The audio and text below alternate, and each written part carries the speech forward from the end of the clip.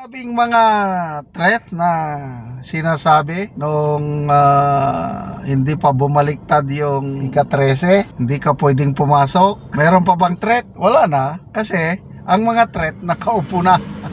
But then, hindi nila maluloko ang taong bayan. Magandang araw mga kaibigan. Bigyan natin ng reaction opinion itong post ng Masang Pilipino. Title: Problem solved.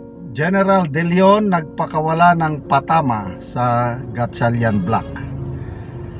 Nagbigay ng reaksyon si retired General Orlando De Leon kasunod ng pagkakahalal kay Senator Sherwin Gatchalian bilang Senate President at ang pagbuo ng bagong majority block sa Senado.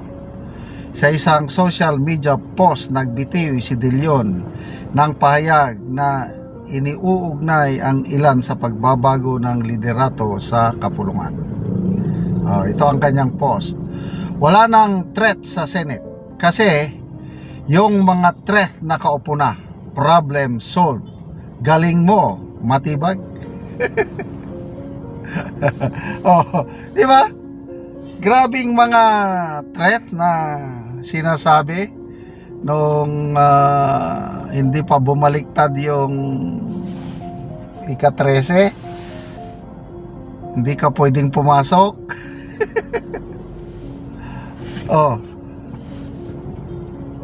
Meron pa bang threat? Wala na, kasi ang mga threat nakaupo na. Ang galing talaga ng diskarte nila, no? But then, hindi nila maluloko ang taong bayan. Basa tayo ng mga comments, ano? Victor Liemet: sino dito nasasabik sa 2028? Ana Kausing: correct, you said it right, sir. They can do all they want to do now. Jocelyn Berosil: nadali nyo po, sir. Threat disappeared like magic when Gatchalian became the Senate President. Nadali mo, sir. Natumbok mo. Ang galing maggawa ng post itong si General De Leon. Very short, concise yung mga post niya. Kailang tama. Bullseye na bullseye. Mastermind by you know who. Totoo, wala nang threat kasi lumipat na si Judas Villanueva. Hawak na nila ulit ang beat. Wala na ring mag-walk out. Galing talaga ng mga Gatchalian Black. But anyway, normal na yan sa Senado. Papalit-palit talaga ang liderato. Hindi natin alam, baka bukas makalawa meron ding babaliktad galing sa Gatchalian Black papunta sa Cayetano Black. We never know, di ba? Ano bang purpose na gustong-gusto nilang makuha ang liderato ng Senado? Number one is yung flood control investigation. So ngayon, wala na, tigil na ang flood control. Nagsalita na si BRC Chairman Erwin Tulfo, mag-move on na daw dahil marami pa namang ibang katiwalian maliban sa flood control. Ang mga Brave 18 Marines pinatawag na daw at hindi naman sumipot. Kaya marami na siyang palusot ngayon na hindi tawagin ang Brave 18 Marines. Kaya as of now, wala na tayong aasahan na Brave 18 Marines na Blue Ribbon Committee hearing. Kung magpapatawag man si Erwin Tulfo, ano na lang, pakitang tao na lang yan. So, mission accomplished nila yung i-stop ang flood control investigation. Kailan? Hanggang kailan? Sa 2028, aasahan natin maitutuloy yan pag nakaupo na si President Inday Sara. Kaya may araw din ang mayan. Tinatawag nitong Brave 18 natin na mga sinungaling daw. Sige lang, kung sinungaling.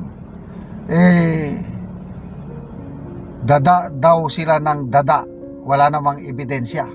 Nako, rumesbak si Attorney Baligod kay Erwin Tulfo na tatlong klase ng ebidensya, sabi ni Attorney Baligod: testimonial evidence, documentary evidence, and object evidence. Ang hinahanap ni Tulfo is documentary. Magpakita daw ng picture itong mga Brave 18 na tinatanggap ni Tulfo yung maleta niya. Paliwanag ni Attorney Baligod is ang pinakamalakas na klase ng ebidensya is testimonial. Yung tao na nakakita sa pangyayari at pinanumpaan niya na totoo yung sinasabi niya.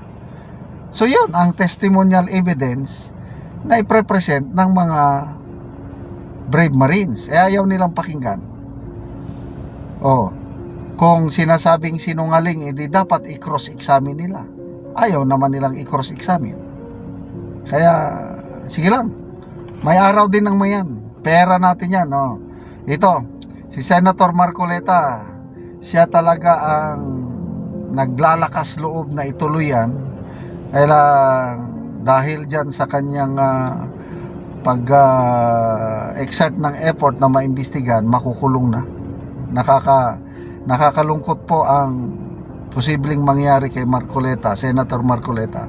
Ako naniniwala ko na anytime from now, lalabas na ang warrant of arrest niya para makulong. Kasi aside sa ma-stop ang flood control investigation, ang next objective nila is impeachment ni BP Sara. Gusto nilang kontrolahin ang naratibo. Gusto nilang kontrolahin ang paglabas ng ebidensya. Gusto nilang kontrolahin ang mga testigong magsasalita. Kaya gustong-gusto nila makuha ang majority at ngayon nakuha na nila. Batang tanong, kaya ba nilang i-convict si BP Sara? Diyan sila nagkakamali. Kasi 13 lang sila.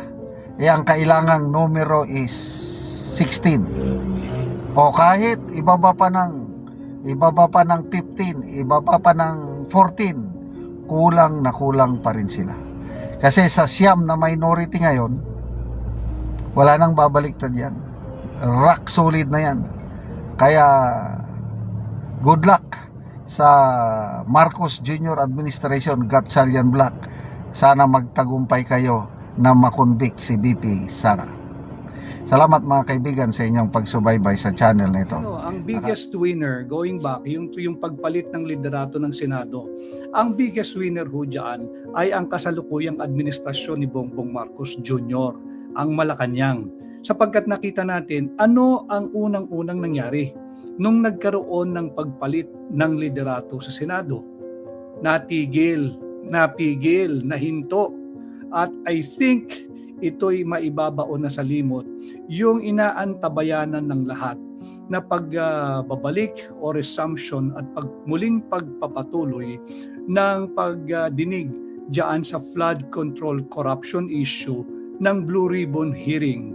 Blue Ribbon Committee chaired then by Senator Pia Cayetano at yung subcommittee chairman na pinamumunuan ni Senador Rodante Dante Marcoleta. Yan ang unang casualty. If the biggest winner, the biggest gainer, the one who benefited the most in the change of leadership in the Senate is the present administration, the Marcos Jr. administration, Malacanang. Ang biggest loser po dyan ay ang katotohanan. Ang biggest loser dyan ay yung ating advokasiyang humihingi ng transparency and accountability. Ang biggest loser po dyan, kayo, mga kababayan ko, kapwa ko Pilipino, nasa Pilipinas man, mga overseas Filipino workers or Filipino migrants man, kung saan man po tayong panig ng mundo, the biggest loser ay tayong mga Pilipino, lalo na yung mga taxpayers. Again, a brief refresher, tayo'y lahat ay taxpayer. Yung iba lang, formal taxpayers, yung mga merong tax identification number, yung nagfa-file ng kanilang income tax return, yan yung mga formal taxpayers. Pero yung yung hindi nagfa-file, yung walang tax identification number, wag ho ninyong mamaliitin ang sarili ninyo. Kasali kayo sa usaping ito. Because the moment you start buying any goods that carries with it tax, kung ano man pong tax ang nakalagay dyan, IVAT, VAT, kayo po ay taxpayer. Bakit? Incorporated na po dyan sa inyong binibili, kung ano man yan, papakarga kayo ng gasolina o crudo o diesel, kayo po ay may tuturing na taxpayer. Marami pong salamat sa mahigit 1,000 na kahit po tayo ay nag-frozen kanina, ay nariyan pa rin at patuloy pang dumadami. Ang muli ho, sana ho'y pagbigyan ninyo ang aking munting hiling at lambing. Sana ho'y patuloy kayo mag-share yung nasa Facebook, mag-share at mag-follow po kayo, mag-react, mag-comment, mag-engage, ganun din ho. Yung nasa YouTube, kung maaari ay patuloy ho kayo na mag-share, mag-subscribe, mag-engage, mag-react, mag-comment at mag-like. Maraming salamat. Sabi ni at Galaxy, kitang-kita naman ang nangyayari sa bayan, iilan lang ang may malasakit sa bayan. Ang kawawa ang mga ordinaryong mamamayan. Tama yun at Galaxy.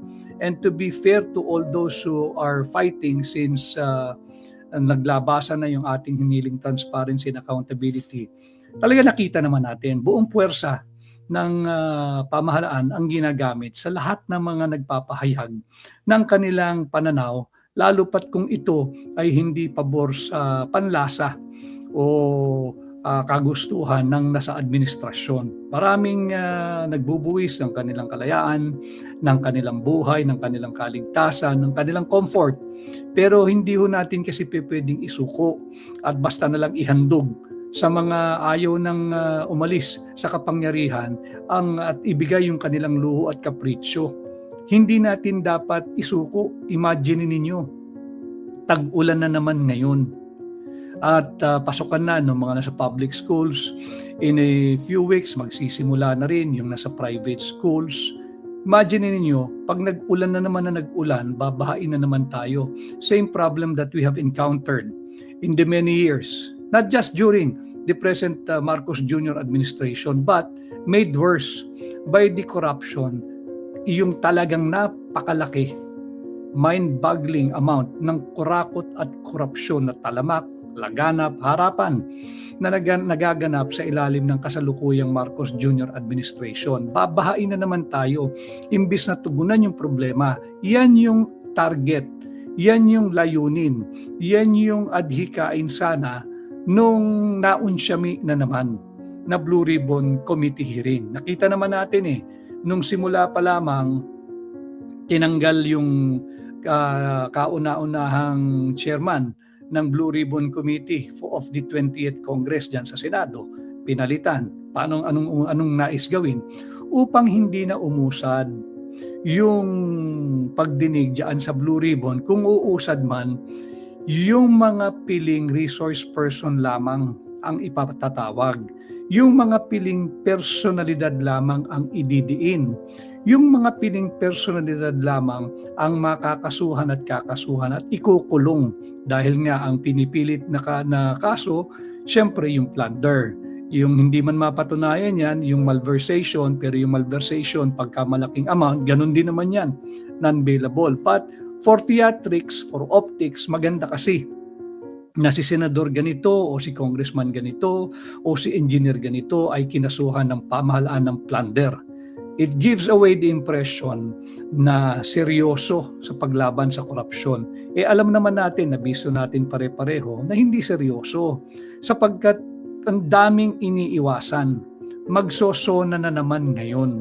Luto na sa aking pantaha ang magiging messaging ng darating na SONA na mula doon sa mahiya naman kayo na dapat ay mahiya naman tayo. Dapat yun pahayag nun So mula noong huling SONA at ngayong paparating na SONA, may sasabihin nila meron ng mga big fish, yung mga dabyena, yung mga dabyana, yung mga balyena, yung mga dambuhala, yung mga pating na nakulong At yan naman ang sinasabi nila noon eh.